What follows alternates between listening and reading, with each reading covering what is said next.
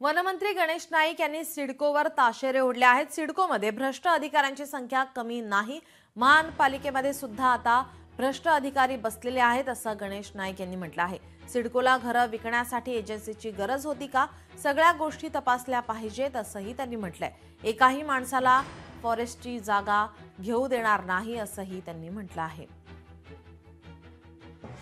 सिडकोमध्ये मी परत सांगतो, सिडकोमध्ये भ्रष्ट अधिकाऱ्यांची संख्या कमी झालेली नाही आणि आता महापालिकेमध्ये सुद्धा काही भ्रष्ट अधिकारी म्हणजे जसे असे त्यागी अधिकारी बसलेत।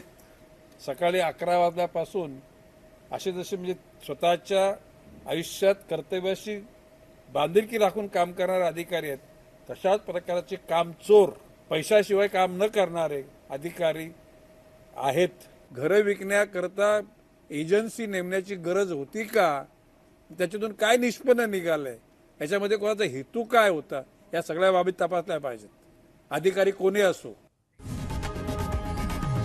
लोकशाही मराठी ऐका, पहा, जागरूक रहा।